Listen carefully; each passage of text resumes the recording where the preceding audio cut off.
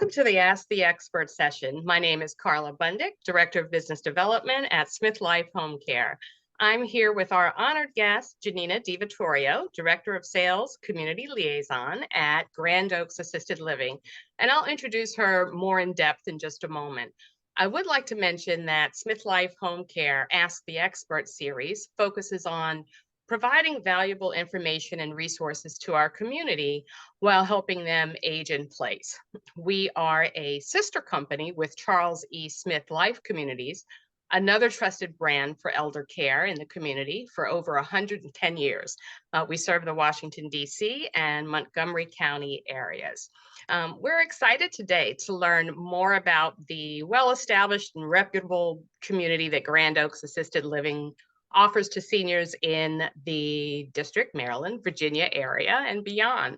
Welcome, Jeanina. It's great to see you again. Oh, thank you so much. It's great to see you. Thank you for having me. Jeanina, can you tell us a little bit about yourself? Where are you originally from and how you came to your position at Grand Oaks Assisted Living? Oh, that's a good question. I was born in Atlanta, Georgia. But raised in the Piedmont of North Carolina in a little town called Albemarle, about 40 miles east of Charlotte. I am the daughter of a Methodist minister and college professor, and my mother was a banker for many years. Okay. And I have lived in Alexandria, Virginia since 2001. I moved here 1 month post September 11th. I transferred with my current employer at that time, which was Bank of America. And then I worked in medical sales for Cardinal Health, and I sold primarily to the operating room, but also to every other department in the hospital and acute care market, which makes being on a hospital campus like Sibley a natural home for me. Thank you for sharing that. Yeah, Atlanta is where I went to college, and Washington is home for me. We have something in common. I also did medical sales too in the hospital. So that's right. We talked about that before. Absolutely. Yes. Well, tell us a little bit about the community at Grand Oaks Assisted Living. Grand Oaks was established in 2000. So we have a legacy of caring. 23 years old this past September. Before Johns Hopkins acquired Sibley and also Suburban Hospital, Grand Oaks was managed by Sunrise Senior Living. But after that acquisition took place, we have been a standalone community, fully affiliated and connected with Sibley and Johns Hopkins Medicine here in the National Capital Region in Hopkins language. So we have a lot of autonomy. We are not a part of a corporation. So we really make our own decisions. It is no secret that Grand Oaks was established to help keep Sibley strong and viable. We are a for-profit organization. The hospital is not for profit. So we undergird the hospital and all the services that Sibley provides with capital. Okay, it's nice to hear that affiliation and the fact that the hospital is just so close by. I know it makes it convenient for all of those. Tell me a little bit about we talk about assisted living communities, independent living communities. When someone is living independently and considering assisted living, maybe also considering independent living, how do you explain the difference between the two? Actually, I use very basic definitions, and a little bit more about me. I cut my teeth in sales in the senior living world in a CCRC, or a continuing care retirement community, where I was responsible for selling independent living. That is defined as able to care for oneself without the assistance of another. Assisted living is defined as needing help with ADLs, or activities of daily living. So they're actually quite different. but still all under the umbrella of senior living.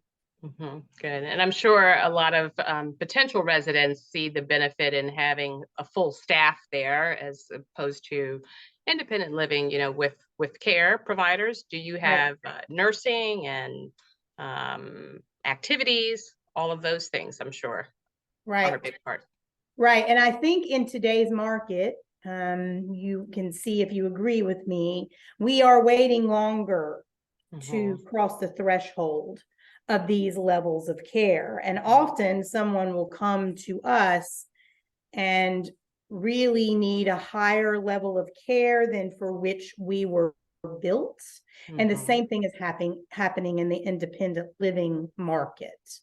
So that's something that we always have to manage, and actually kind of stay true to the concept for which we were built. However, we can meet a resident where he or she is in their care journey, and also educate their families about what I just defined. Very good. Thank you for that. Jeanina, when it came to time for my dad to consider assisted living communities at the age of 90, it was pretty much met with great resistance. No matter how lovely the community was, he owned his home for over 30 years. He wanted to stay there. What do you find as one of the biggest challenges when it comes to seniors transitioning from their home environment or rehab stay to moving into a community like Grand Oaks? First of all, for a guy like your dad, the biggest fear that we have as human beings as we become older, or geriatric, which is defined in medicine, as you know, at age 65, is giving up one's independence. Yes. And this move can be seen, depending on perspective, as a way of throwing in the towel. I'm done, I'm giving up. The ego comes into play. I don't need help. I'm doing fine by myself. Thank you very much. I've taken care of myself for 90 years. Yes. I don't need this. I often help families and circles of care with guys like your dad on language. We make a move like this to remain as independent as possible for as long as possible. Dad, we need to move while things are going well, not when we have stress from a fall or a medical incident. We move into a community like Grand Oaks to live, not to die. I love that. I mean, it's just exactly what many seniors need to hear. They can identify with that, especially if it comes from their adult children. Right. Yes. Right. Role reversal is tough. Yes. Yes. Thank you for sharing. Role reversal is tough. And the one thing I learned in my years is that we either don't know or are not aware what our safety boundaries are, or we have no respect for them. We throw caution to the wind.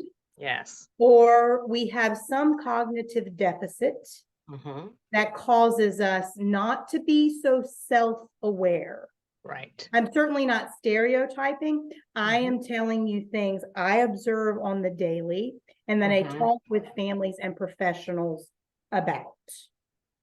Very good. I appreciate that. I'm always struck by how some residents transition easily or seamlessly into their new living environment, in assisted living in particular. And I think a lot of that has to do with how the community makes them feel. Exactly. What are some of the maybe the proudest moments that you've had at Grand Oaks with people who just seem to transition very well? You're going to make me cry. Okay. I see people who come here and the quality of their lives improves. We saw that we see it all the time, but I think we saw it in spades in the pandemic. And that might sound counter to what one would believe, but actually we are social beings by nature, whether we are introverted or extroverted. And even if we are eating alone in the dining room, we are still around our fellow residents. We are speaking with the waiter. We are walking back and forth to the elevator, and we have activity going on around us. I call it scaffolding. We know now after COVID that is life-giving and sustaining. Yes. So socialization is so a disease. It's a disease. Yes. So we aren't joining a club when we come here. You can still be Carla. I can still be Jeanina. That's something I have to educate families too. I talked with a daughter this week about, my dad, he lies in bed all the time, and he did that before he came here. And I think she has an expectation that that's going to change overnight. Yes. So my proudest moments, wow, I've had so many.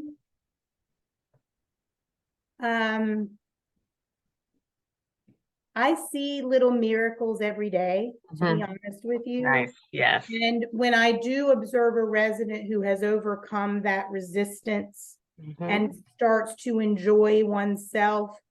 I had a resident who moved here from Georgetown years ago. I'm notorious for becoming close to residents. I love them. I am a very resident-oriented marketer. And she walked in the door with her Brooklyn self. Said, "My daughter is putting me in prison." I said, "Really? I've never seen a prison that looks like this."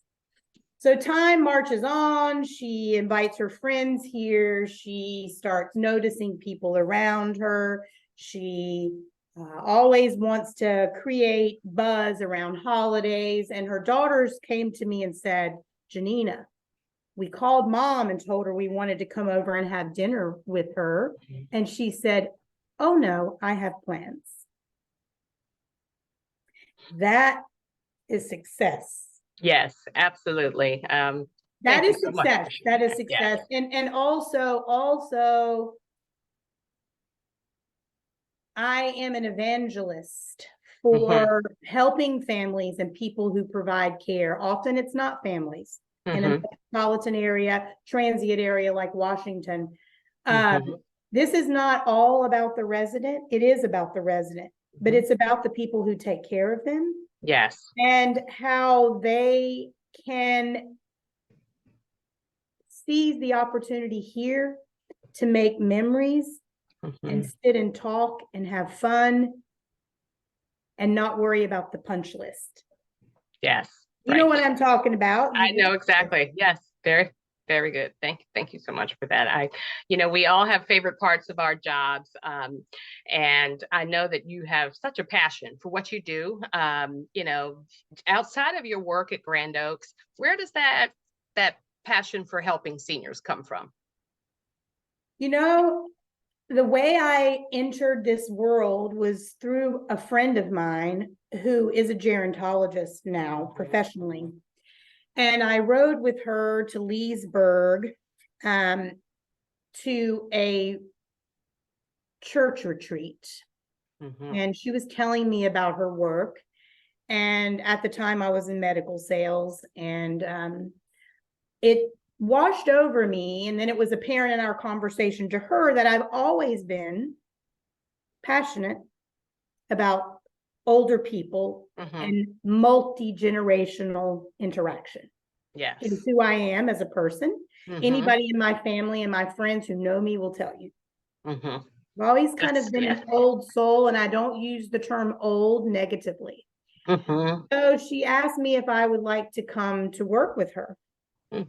So she, to this day, provides cognitive and social development for seniors, most of whom have dementia, and modeling behavior and educating their caregivers. Would you like to join me? Yes, I'd like to come off the road. I'd like to be home with my family rather than doing in-services in the OR in Lewis, Delaware at 6:30 in the morning. And yes, I'd like to join you.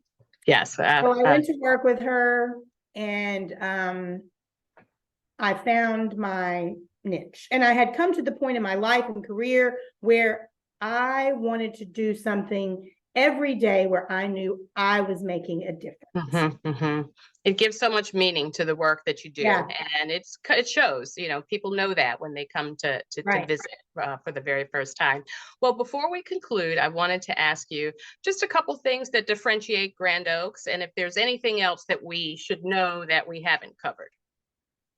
Well, you know me, I could perseverate about this all day. However, I want to share with you what I feel I was hired to come here to do. I'm actually the first full-time external business development professional that Grand Oaks has had in its history. And it is actually what drew me to the community after I left senior living to go sell real estate for 3 years, which also helped me in my journey. Every job I've had has helped me learn new things and enjoy making a difference. So we are a 172 assisted living community. 33 of those apartments are dedicated to advanced cognitive impairment. Are you in one of the apartments now, Jeanina? It looks like you are. Are you in one of the apartments now? I am in one of the apartments. I am in one of our smaller 1-bedrooms. Okay. I think actually I might leave my laptop in here today and do some of my work. There you go. We are in one of our apartments. We're here on the first floor of Grand Oaks. We are a large community physically for assisted living. Our care value is unique because we are fully connected with Sibley and Johns Hopkins Medicine, and we are connected by a hallway to the hospital. So we are able to take advantage here. Our residents are able to take advantage here of every service that Sibley and Hopkins Medicine offers. We have a nurse practitioner on our team who is our triage. That is unusual in assisted living. She can go right to the resident's apartment and assess what is going on. And so we are unique. On this campus, we have most medical specialties that anyone would need. A resident may go to the doctor, the dentist, any department in the hospital, or even go to the lobby and listen to the piano player without going off of our campus. So we are uniquely positioned, and our affiliation with Sibley and Hopkins does set us apart and puts us in a place. This is what I tell young marketers I meet all the time. How do you differentiate yourselves? Yes. So that is our differentiator. That certainly sets you apart for sure. I'm sorry. I get so excited. We provide excellent and compassionate care every resident, every time. And I often get asked, do we use 911 because we're so close? Yes, we actually have to do that on occasion. However, we know the hospital is a disorienting place for many of our residents. So we certainly don't abuse our position, but it helps us with the laboratory. It helps us in every way provide that excellent and compassionate care daily here.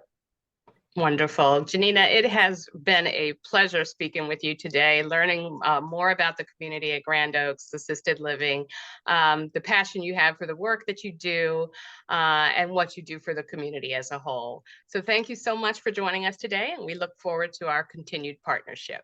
Oh, thank you so much for having me. And I am so happy to know you and SmithLife Homecare, and thanks for giving me this opportunity to share. Thank you.